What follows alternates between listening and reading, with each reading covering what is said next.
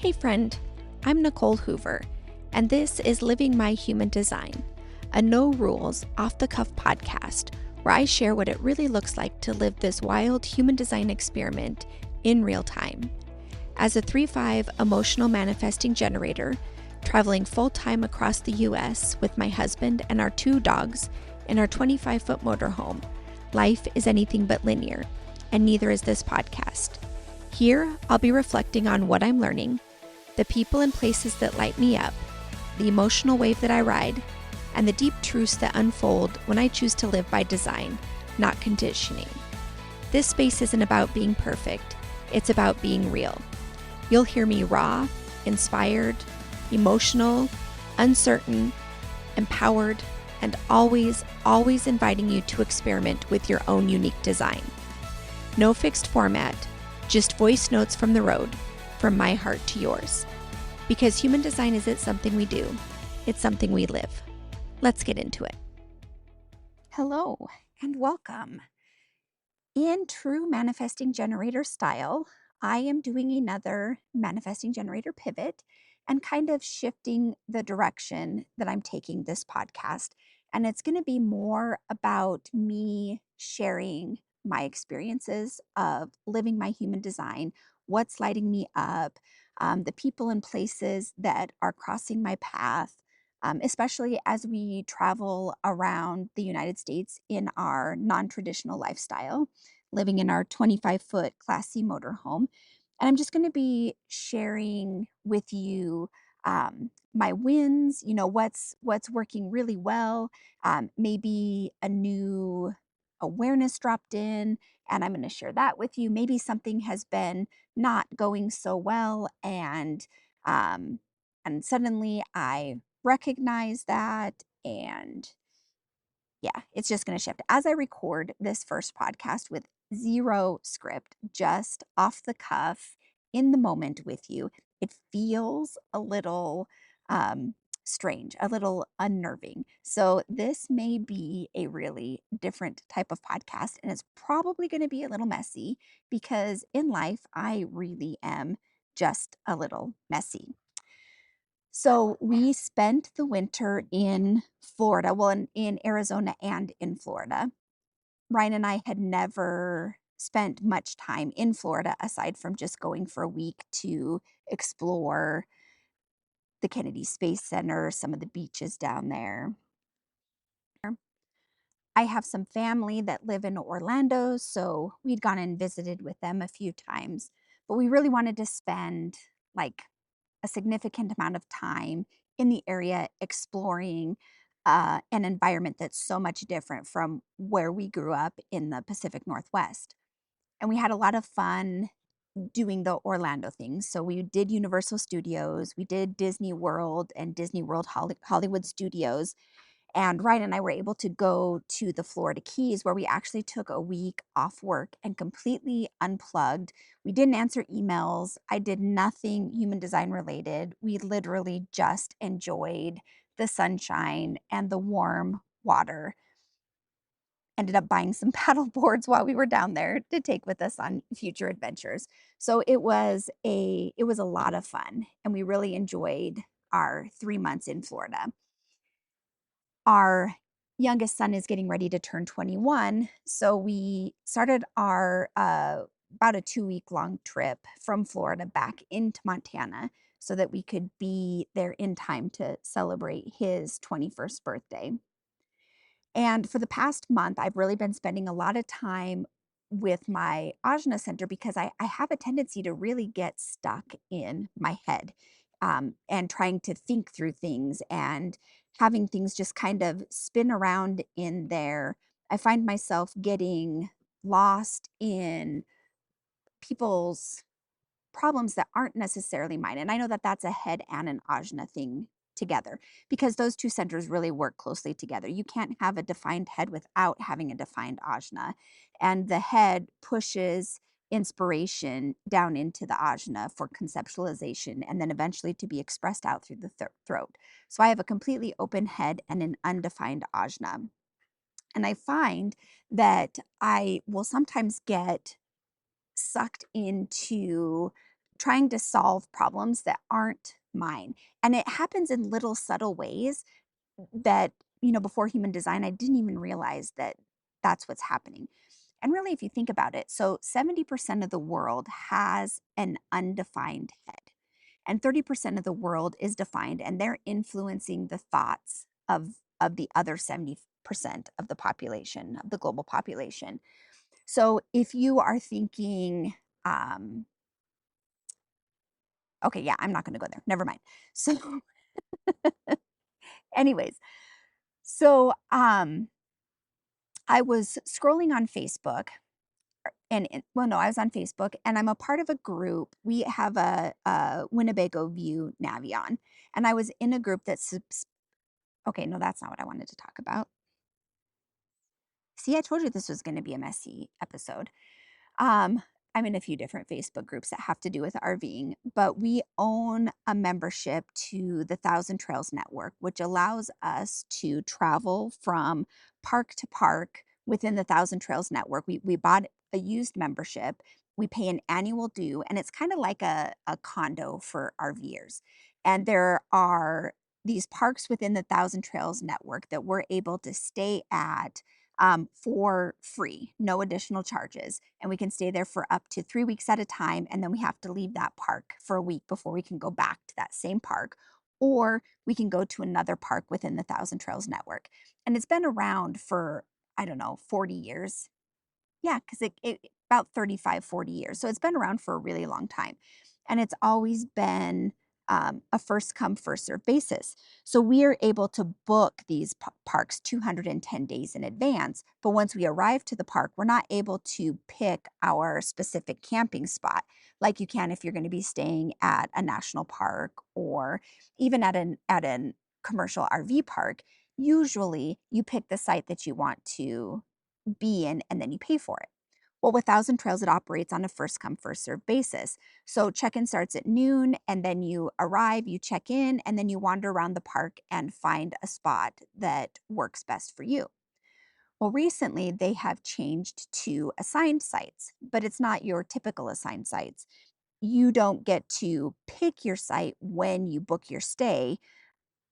Once you arrive on site, they'll tell you which site to go to, and then you go to it. Okay, no big deal. But within the community, there's a lot of people who are having issues with this. And, they're saying that, well, I can't pick a site that's level, or maybe I don't have a site that's good enough for Starlink, or I wanted to pick a site where I could be next to my friend. And now that they're assigning my site, I can't be next to my friend. My undefined Ajna can totally relate with that. But then I can also see the other sides of the coin as well. So there's just been in this group, almost all of the posts recently have been complaining about this new assigned sites issue.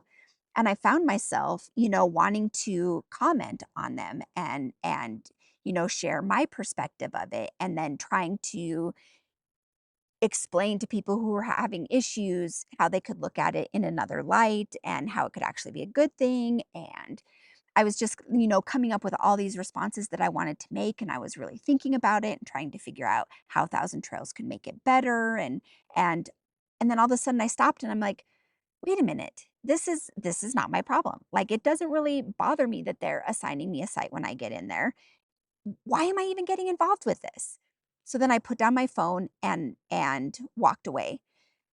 So because 70% of us have this undefined head, and another like half of us have an undefined ajna, how many times are we allowing this spinning of trying to solve problems that aren't even ours? And we just get so distracted by these questions that we're trying to answer, these problems that we're trying to solve, that really don't even affect us in our day-to-day life.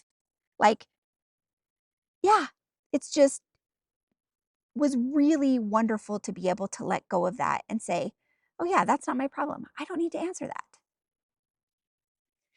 And I had another experience with the head in Ajna as we were traveling from Florida to Montana. So we arrived in Montana on Monday. And I was listening to some podcasts. So I'm really excited because there's this tool in human design, and some of you may be familiar with it, and it's bodygraph.com. And you're able to create customized reading reports. You can integrate charts into your website so that your customers can come to your website, enter in their birth details, and pull up a birth chart from your website. And it's just this really incredible software. I'm creating a tool in there for people who are experienced with human design and know the language and are maybe using human design in their either their coaching business or um, you know, in whatever business they're doing, they're using human design and they want to be able to pull charts quickly and see all of the patterns in a person's human design before they go into a meeting. And for me, when I'm doing an unpack, I hand write out all of that information and just note what pops out at me and make any notes that I might want to share with this person depending on how the direction that our unpack goes.